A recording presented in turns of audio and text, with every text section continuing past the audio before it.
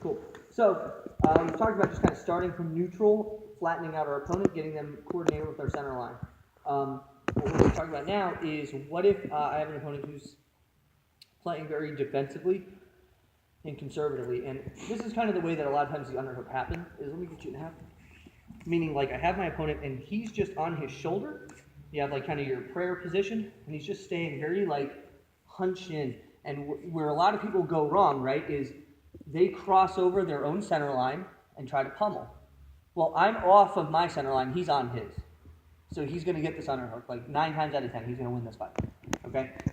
The cool part about this, though, for me, is that by him positioning himself this way, he's handing me my underhook if I just do the things the right way.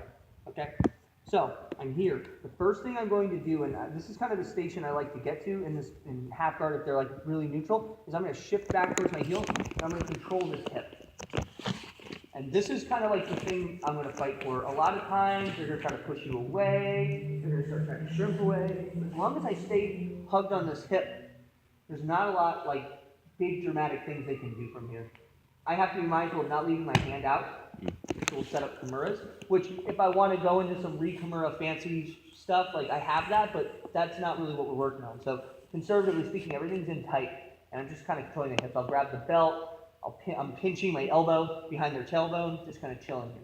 Okay? Now, what I'm going to do is I want to get my sternum behind this tricep.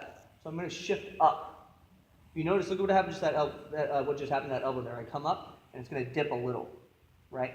At this point, I've basically won this fight. I'm going to do 2 things at once. One is I'm going to grab the lapel, or the collar, behind the nape of the neck. And 2 is I'm going to drive my sternum to get that arm up.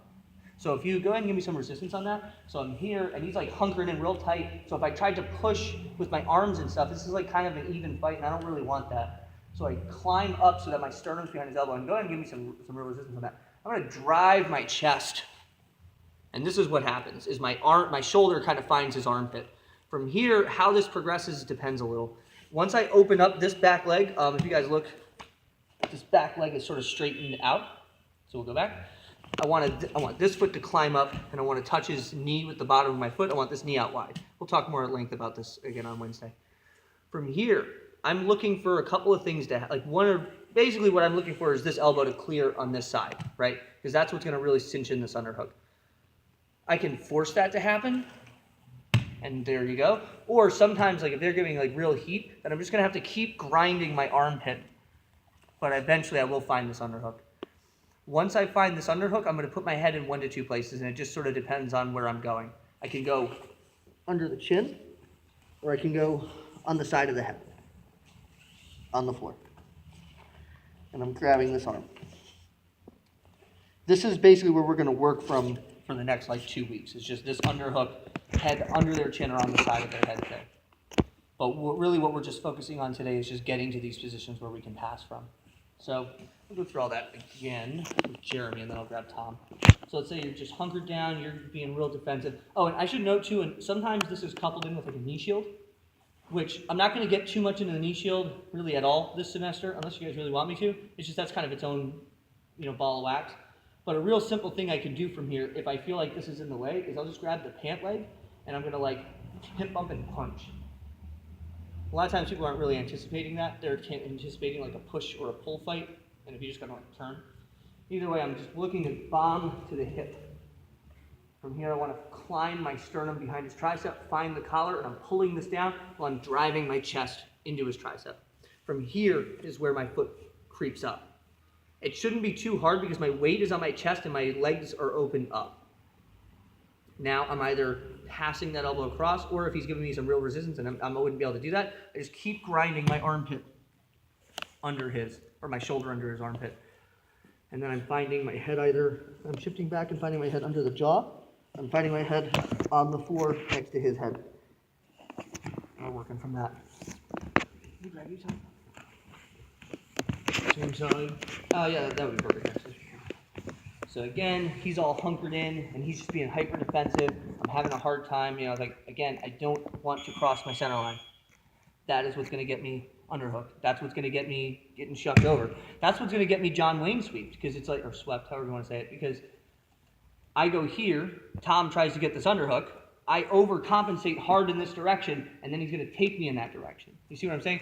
Once I start moving like a metronome over this center line, everything starts going bad. So my paths are always like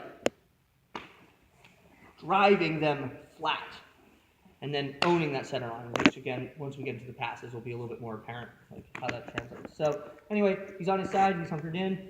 So I start out by just locking down on the hips here. I'm sitting on my heels, I'm heavy on his shin. I like to bite something. I'll grab the belt, I'll grab the gi. I'm clamping my elbow down. So if Tom tries to like shrimp away, it's like kind of got him stifled pretty good here. From here, I'm shifting up enough that my sternum is going to find the back of his tricep. And then I'm driving off with my toes. I'll grab the collar, and I'm moving that elbow up. This is where you see how, like, just legs, I mean, at least for me, it just sort of naturally finds its way there. I want the bottom of my foot on the top of his knee. From here, I'm working, let's say he's giving me resistance, I'm working my armpit, or my shoulder under his armpit. And that's where I'm going to start getting this in. Once I get this, my head finds the jawline, or my head finds the mat next to him. And I start working for my stuff. Does that make sense, guys? Excellent. We'll part it up, work it out. 1, 2, 3.